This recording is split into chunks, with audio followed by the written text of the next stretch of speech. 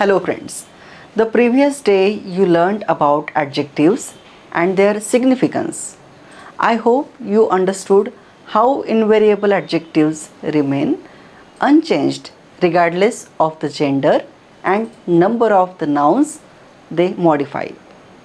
I am confident you reviewed them after the session. Today we shall look into variable adjectives. As you have understood the concept of invariable adjectives, you will find variable adjectives quite easy to understand. Let us look at the first conversation. Anna and Nandini plan to visit the city's historical palace. Nandini is describing the palace before their visit. आपण इथला महाल पाहायला जाऊया. Let us go to see the palace here today. हो, आज रविवार आहे. रविवारी पर्यटकांसाठी महाल उघडा ठेवतात. Yes, today is Sunday. On Sundays, the palace is open for tourists. खूप मोठा आहे ना महाल? The palace is very big, right? हो, आतल्या खोल्याही खूप मोठ्या आहेत. प्रत्येक खोलीत मोठे आरसे आणि मोठे नक्षीचे पलंग आहेत. Yes, the rooms inside are very big too. Every room has big mirrors and big designer beds. विकिपीडियावर महालाची सगळी माहिती आहे. भिंतीवर मोठे तैलचित्र सुद्धा आहेत. महालाचं प्रवेशद्वारही इतकं मोठं आहे की माणूस घोड्यावर बसून आत जाऊ शकतो. Wikipedia has all the information on this palace. The walls have huge oil paintings. The palace's entrance is so big that a person can enter it while sitting on a horse. महालासमोर खूप मोठी बाग आहे. बागेत सगळ्या प्रकारची फुले आहेत. आजही माळी बागेची काळजी घेतात. There is a large garden in front of the palace. It has all types of flowers and even today the gardener takes care of it. चल तयार हो, आपण लवकर बाहेर पडूया. Come on, get ready. We should leave soon. Now let us take a look at the grammar. In this conversation, a variable adjective motha, big, is used with the nouns of all three genders and in both the numbers, singular and plural.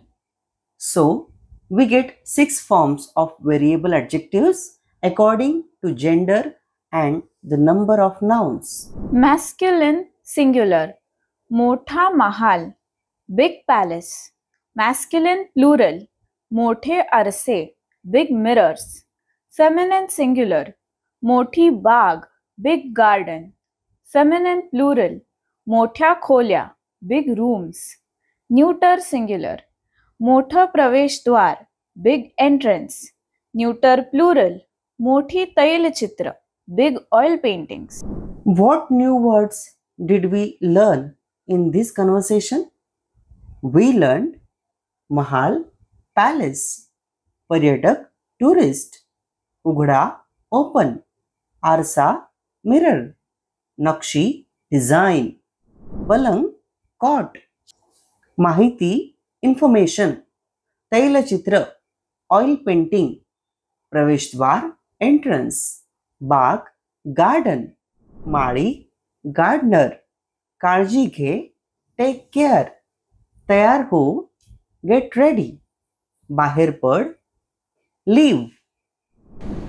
Let us move to the second conversation. Here, a mother and a daughter discuss a party dress. The daughter feels that she does not have a nice party wear.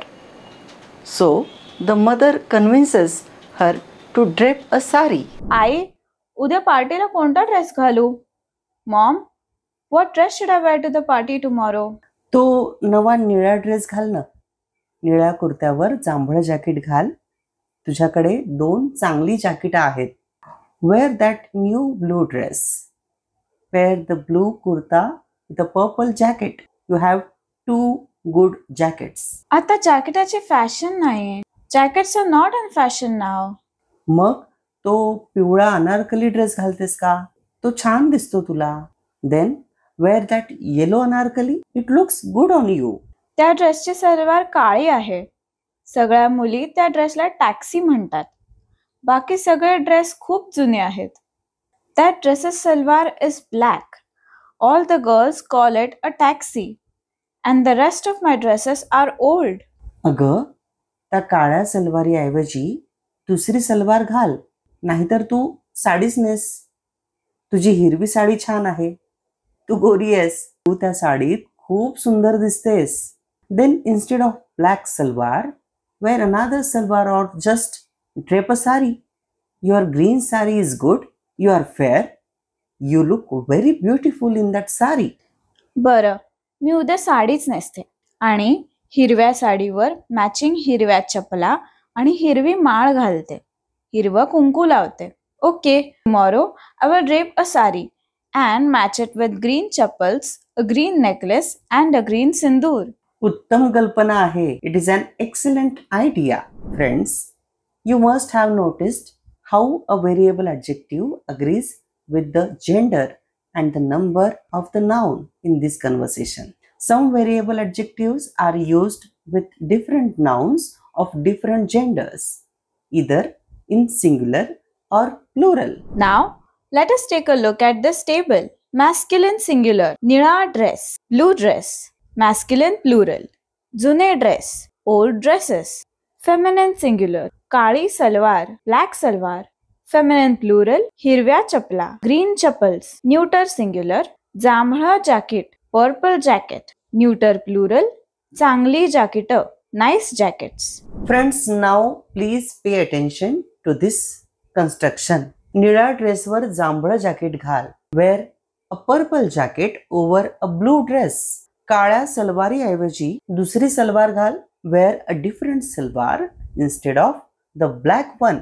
By now, you know that every variable adjectives has 6 forms according to the gender and the number of the noun. Here, in the above 2 sentences, the nouns that adjectives modify are not in the straight form as they are followed by postpositions. Were, over, and ऐवजी, that is instead of, respectively, oblique forms of all the variables. The rule states that when a noun is in its oblique form, the modifying adjective should also be in oblique form. Oblique forms of all the variable adjectives are the same, like nila and kalya, which is very similar to the feminine plural form of the adjective. That means nila and kalya are also the plural forms of feminine nouns. For example, निळ्या साड्या, blue saris, काळ्या सलवारी, black salwars. Secondly, the oblique forms of all variable adjectives are the same, regardless of the gender and number of nouns they modified. New words we learned are कोणता, which, निळा, blue, kurta, kurta, जांभळा, purple, जाकीट, jacket, पिवळा, yellow, दिस, look, salwar, salwar, काळा, black, बाकी, left once, दुसरा, अनादर, जुना, old, ऐवजी, इन्स्टेड ऑफ, नेस, ड्रेप, हिरवा, ग्रीन, गोरा, फेअर, उद्या, टुमॉरो, मॅचिंग, मॅचिंग, चपला, चपलाज, घाल, वेअर, कुंकू, सिंदूर, उत्तम, excellent, कल्पना, thought, लाव, put. Now the third conversation. In this conversation, Anna and Nandini planned to visit the vegetable market. मंडईत हिवाळ्यात किती भाज्या मिळतात ना? So many vegetables are available in the market during winter. हो ना, आता भरपूर भाज्या येतात. भाज्यांचा हंगामच आहे हा. Yes, nowadays we get lots of vegetables. It's the season of vegetables. हिरव्या पालेभाज्या, हिरवी कोथिंबीर, हिरवा मटार, पांढरे मुळे, जांभळी वांगी, लाल टोमॅटो, केशरी गाजर, पिवळी लिंब, मंडई अगदी रंगीबेरंगी दिसते. Green leafy vegetables, green coriander, green peas, white radishes, purple brinjals, red tomatoes, orange carrots, and yellow lemons. The vegetable market looks very colorful. हो ग. शिवाय अलीकडे ढब्बू मिरच्याही पिवळ्या लाल मिळतात. मक्याची छोटी पिवळी कणसं मिळतात. किती रंग आहेत ना निसर्गात. Yes, you are right. Nowadays we also get red and green capsicum and yellow baby corn. Nature has so many colors. चल, आपण आज मंडईत जाऊया आणि भाज्या घेऊया. Come on, let us go to the vegetable market today and buy some vegetables. In this conversation, the agreement between gender and the number of nouns and variable adjectives is underlined. For example, the feminine plural will be हिरव्या पालेभाज्या. The feminine singular will be हिरव्या कोथिंबीर. The masculine singular will be हिरवा मटार. In this conversation, the difference between variable and invariable adjectives has also been brought to our attention. For example, in लाल tomato and keshri gazra, adjectives like lal and keshri do not change, but in the examples of जांभळी वांगी, पांढरे मुळे, the adjectives जांभळी and पांढरे change according to the gender of nouns. Vangi, which is neuter plural, and mule, which is masculine plural. To explain more, you can see these examples further. पिवळ्या ढब्बू मिरच्या, लाल ढब्बू मिरच्या. In this conversation, some names of the vegetables have also been introduced. Friends, new words we learned in this conversation are Mandai, vegetable market, हिवाळा, winter, भाज्या, vegetables, हंगाम, season, पालेभाज्या, leafy vegetables, कोथिंबीर, coriander, मटार, peas, मुळा, radish, पांढरा, white, वांगी, brinjals, केशरी, orange color, पिवळा, yellow, लिंब, lemons, रंगीबेरंगी, कलरफुल, ढब्बू मिरच्या, कॅप्सिकम, मका, कॉर्न, कणस, मेज, निसर्ग, nature. Students, as you learn about invariable adjectives, you will come to understand the interrogative word kasa and how it changes depending on the gender and number of nouns. The same rule is underlined here, but the answer to this question varies according to the gender and the number of the noun. In the fourth conversation, Reshma and Ananya discuss the new serials on a television channel. अगं Reshma, star प्रवाहावर 2 नव्या मालिका चालू आहेत ना? कशा आहेत दोन्ही मालिका? हाय रेश्मा, स्टार प्रवाह currently has 2 new serials, correct? How are they? ठीक आहेत. मालिका बरी आहे, दुसरी काही खास नाही. They are fine. One series is good, but the other is not so special. खास नाही म्हणजे? कलाकार कसे आहेत? तेही नवे आहेत ना? त्यांचं काम कसं आहे? What do you mean by not so special? How are the actors? They're new too, right? How is their acting? काम बरं आहे. Their acting is okay. गोष्ट कशी आहे? चांगली नाही का? How is the story? Is it good or not? गोष्ट जुनीच आहे. प्रेमाचा त्रिकोण, दुसरं काय? या मालिकेपेक्षा सोनी वाहिनीवर गाण्यांचा कार्यक्रम आहे. तू तो पाहतेस का? The story is old. It's a love triangle. What else could it be? Instead of these serials, there is a singing competition on the Sony Wahini channel. Do you watch it? नाही, मी पाहत नाही.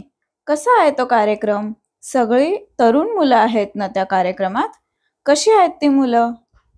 No, I don't watch that. How is that program? All the contestants are young, right? How are they? शास्त्रीय संगीतात खूपच तयार आहेत. पुढच्या महिन्यात त्यांची अंतिम स्पर्धा आहे. They are experts in classical music. Next month, they will have their final round. वा, छान. Wow, amazing.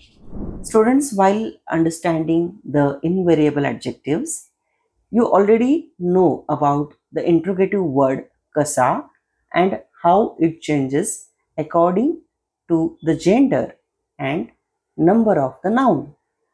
Masculine singular. कार्यक्रम कसा आहे? How is the program? Masculine plural. कलाकार कसे आहेत? How are the artists? Feminine singular. गोष्ट कशी आहे? How is the story? Feminine plural. मालिका कशा आहेत? How are the serials? Neuter singular. काम कसा आहे? How is the work or acting? Neuter plural. मुलं कशी आहेत? How are the children? What new words did we learn? मालिका, serial. दोन्ही, both. बरी, okay. खास, special. कलाकार, actor. काम, acting. गोष्ट, story. कार्यक्रम, program. गाणी, songs. तरुण, young. शास्त्रीय संगीत, classical music. तयार, ready. महिना, month. पुढचा, next. अंतिम स्पर्धा, final round. Friends, we need to understand a new concept of oblique forms, the oblique form of demonstrative adjectives.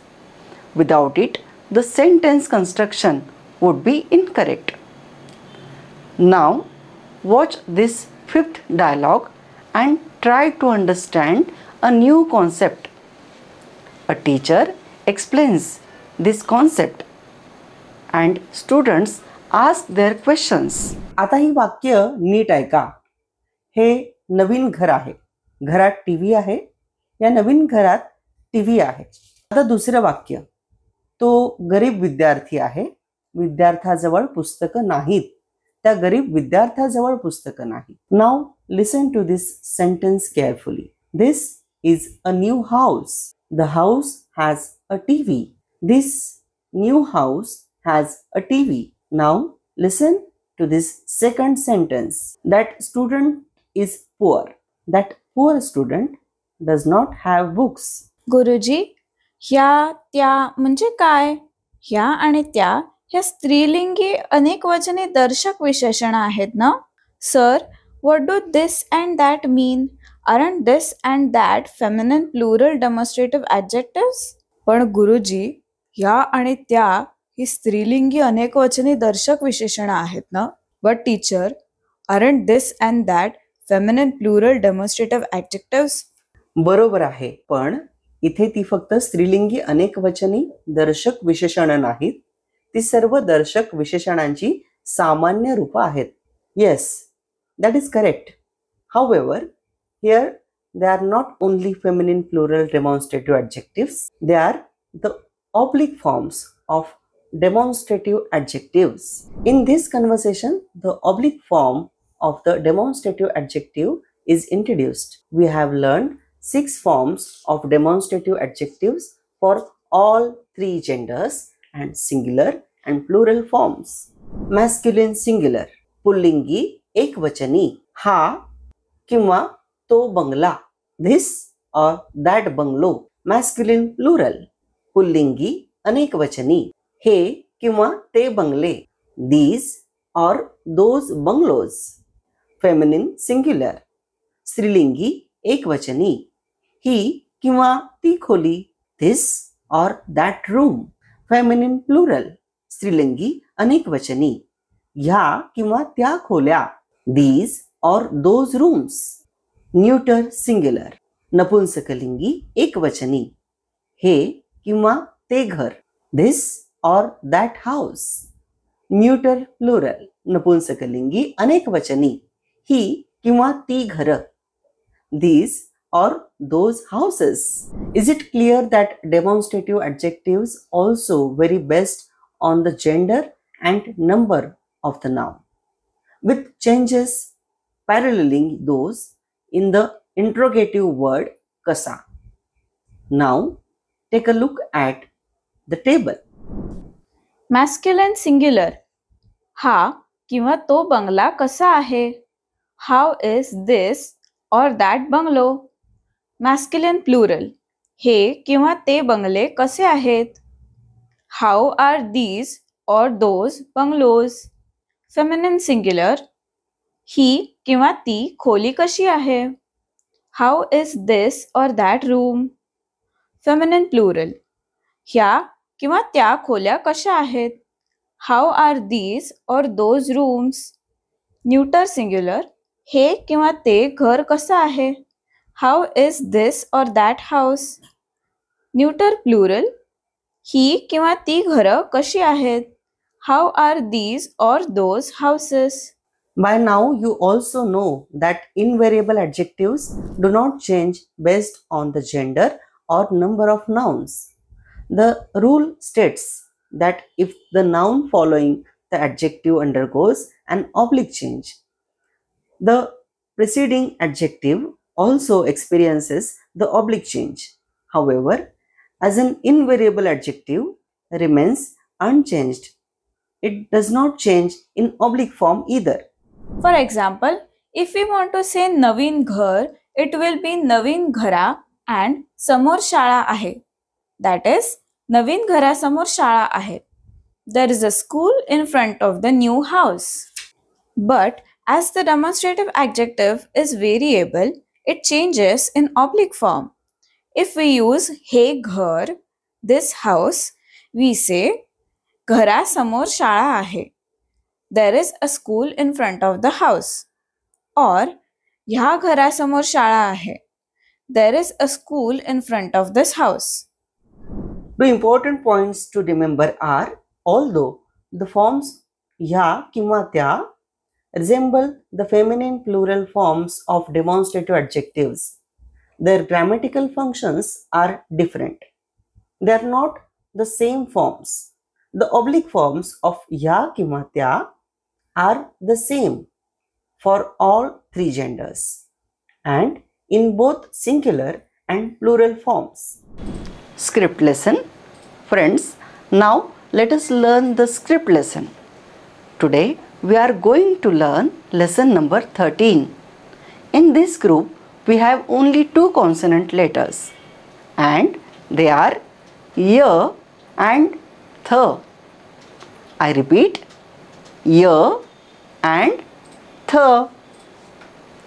Y for yash, that means success. Th for thir, which means layer. You see, both consonants have full side joint bar. The difference between y and th is only of a loop at the upper side. Friends, some more words for practice. Y for Yamuna, that is the name of a girl. Y for Daya, that means kindness. Y for Gai, that is a cow. Y for Yuvak, that means youth or a young person.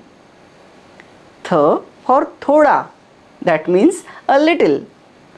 Th for Thandi, that is a cold or winter. Th for Panth, that means sect. Th for Antharun, that is bedding. Now friends, let us revise the important topics we learned in today's session.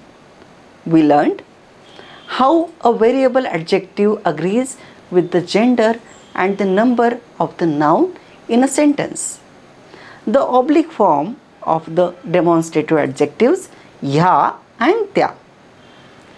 Consonant letters y and th. Friends, that brings us to the end of today's session. We covered some important concepts and I hope you found them valuable. Please look forward to our next session. Till then, Keep practicing. Thank you.